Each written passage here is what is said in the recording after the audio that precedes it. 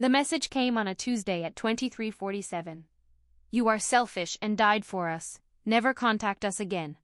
I start on the screen of my cell phone and leave the words again and again until they blur before my eyes. My mother, Petra Miller, had actually written these words. Sent off. That's what I meant. All because I said no. Just no, that's all. My brother Stefan married his third wedding, but who's counting? And he wanted to celebrate her in some chic mountain resort.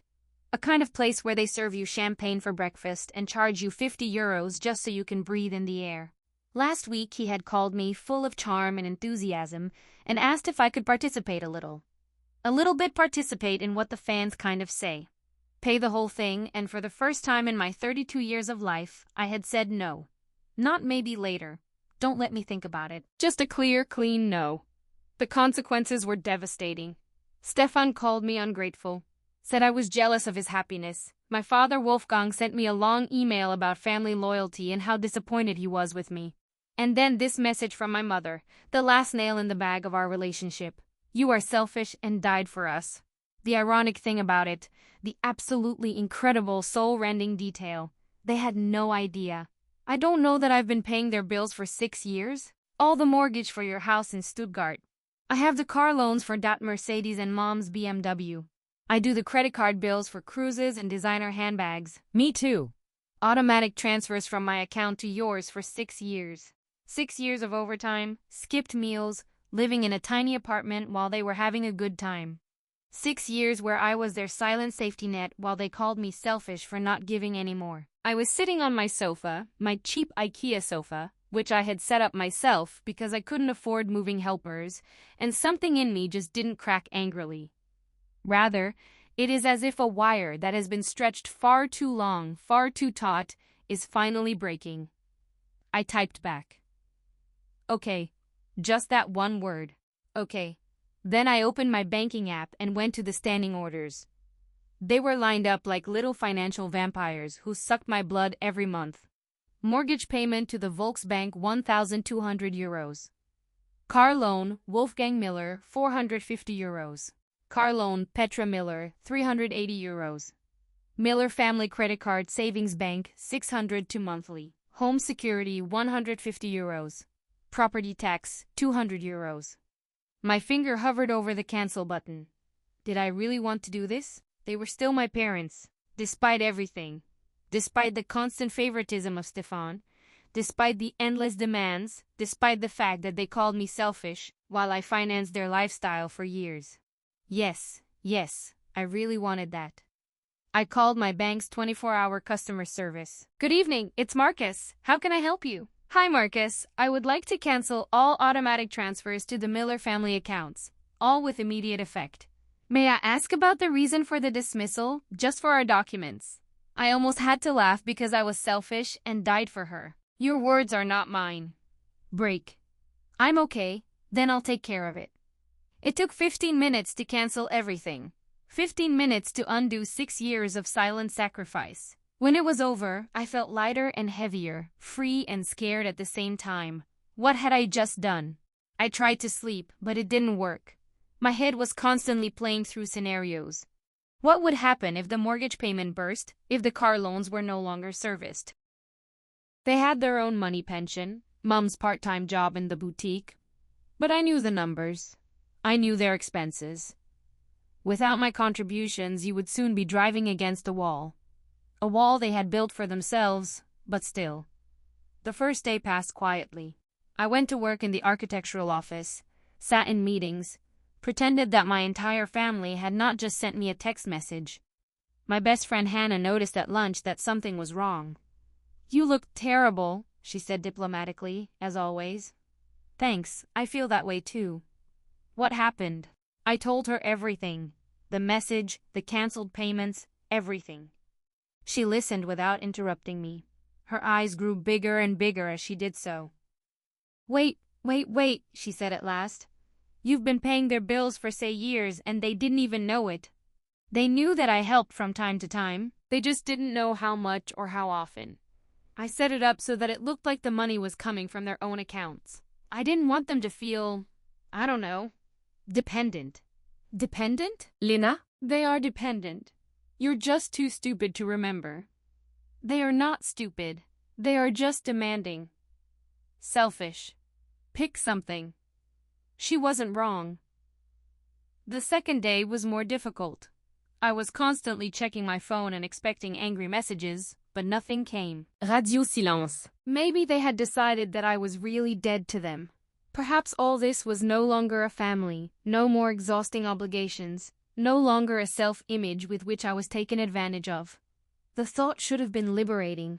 Instead, it felt like grief. I had grown up desperately wanting to earn their recognition. Stefan was the golden child, charming, sociable, the son they had always wanted, even if they also had a daughter.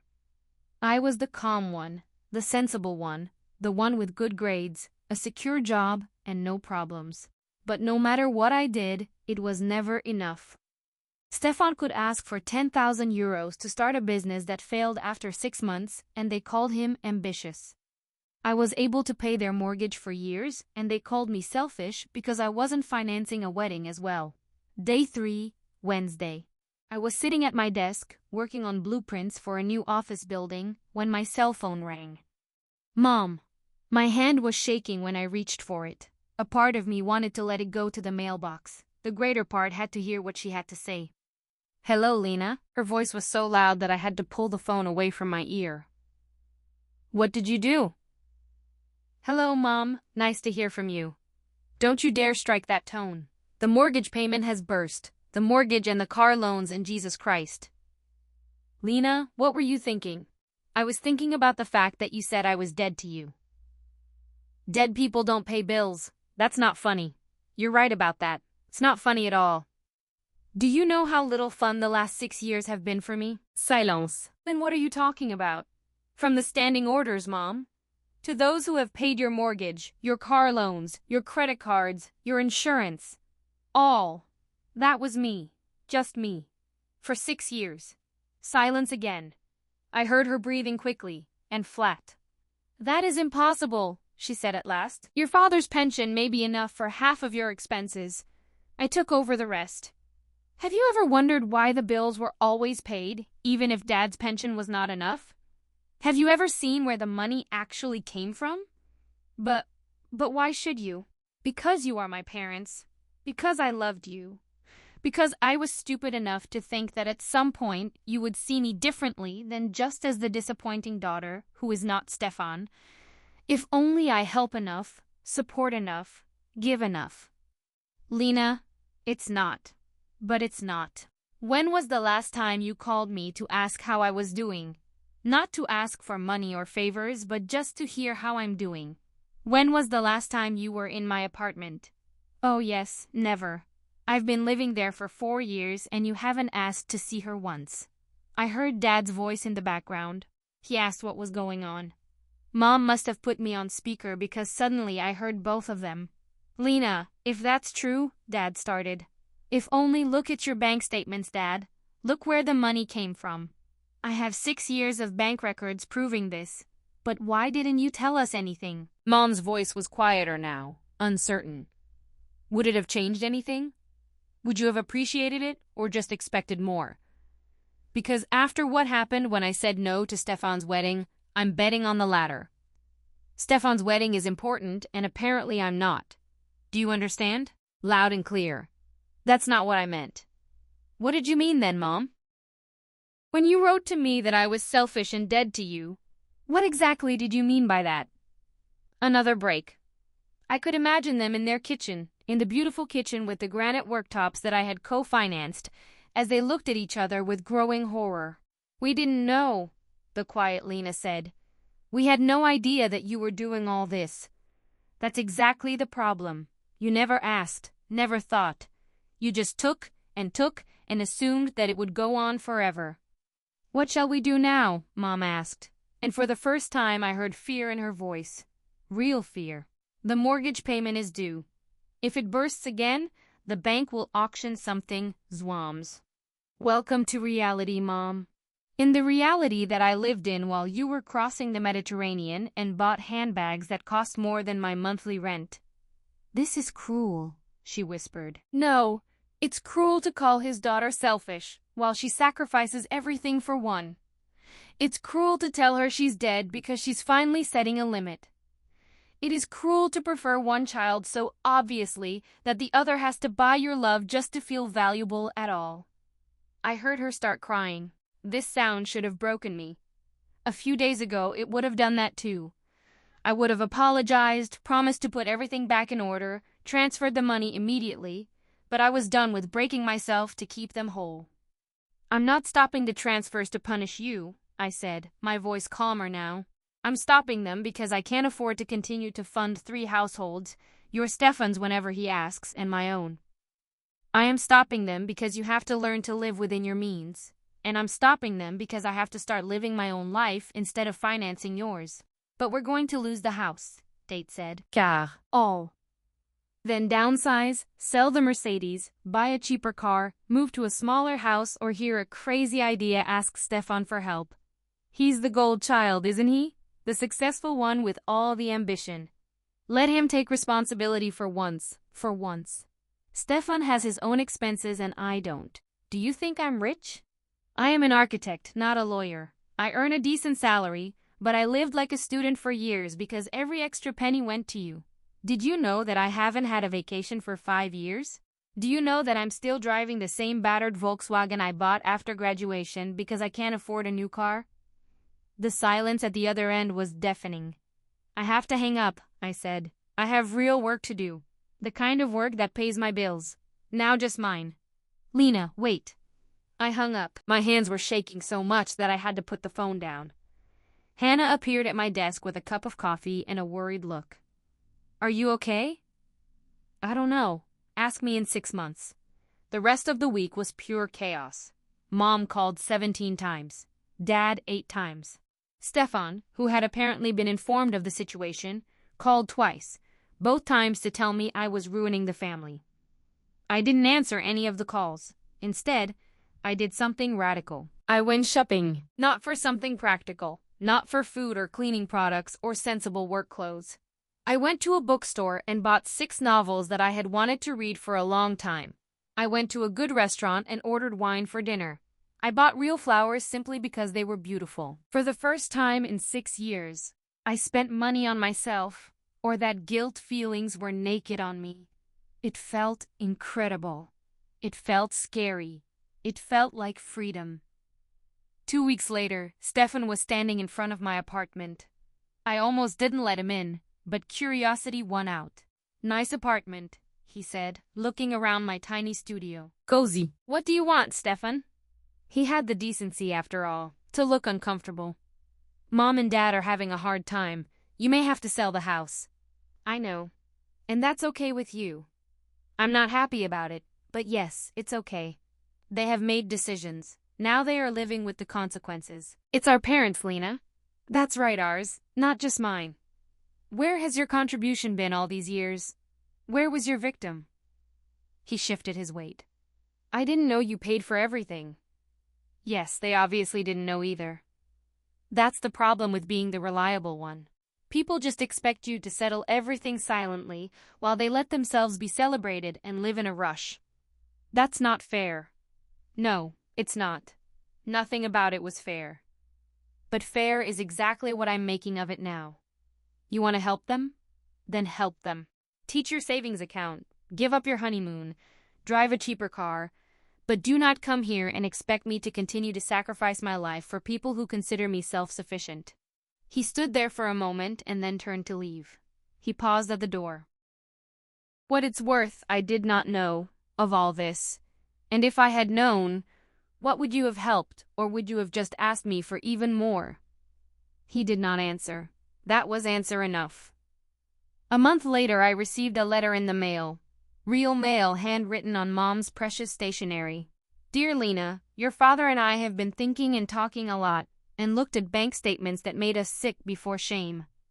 You were right about everything. We haven't seen you. We didn't appreciate you. We took and never once asked if you could afford what you gave. We're sorry. It's not even close enough for that, but we're sorry. We put the house up for sale. We are moving to a smaller apartment in the city. We sold both cars and bought a used Opel, which we share. We cut up the credit cards. We are now living on our actual income, and it was humiliating. Stefan helps as best he can, which was a shock for everyone, including himself. We don't expect you to forgive us. We don't expect anything from you anymore, but we want you to know we're seeing you now. We see what you have done, what you have sacrificed, and we are ashamed that we had to lose everything first to open our eyes. If you ever want to talk, we're here. If not, we understand that too. We love you. We should have shown it better. Mom and Dad, I leave the letter 3 times. Tears ran down my face. It wasn't everything. It did not erase years of the invisible one, of the substitute plan, of the self-evident. But it was something. It was a start. I didn't call her that day, not even the next. But a week later, I wrote a message. Coffee at some point. Just coffee. No conversations about money or bills or Stefan's wedding. Mom answered within seconds. Yes, please. Yes. We met in a small coffee near her new apartment. At first, it was unpleasant. We all snuck around the elephant in the room. But slowly, carefully, we started talking. Really talking about feelings, injuries, and years of misunderstandings. I thought I was showing love by taking care of everything, I told them. But in reality, I just made it possible, and built up resentment and disappeared into the background. We thought Stefan needed more help because he asked for it, they said. We didn't realize that asking was exactly the problem, that you were fighting quietly and quietly. I'm done fighting silently, I said. From now on, I will say it if something is wrong. And I need you to agree with that. That's us, Mom said quickly. More than agree. Now months have passed since that news that changed everything. Mom and Dad are getting used to their new life. Stefan has postponed his wedding and is actually working for hours to help them settle in at the apartment. And I live in a slightly larger apartment. I was on vacation in Greece.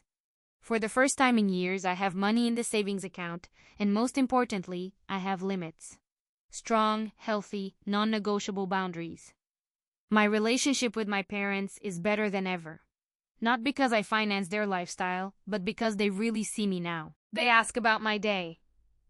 You are visiting my apartment. They think about my birthday without me having to remind them. Last week he called just to tell me that he is proud of me.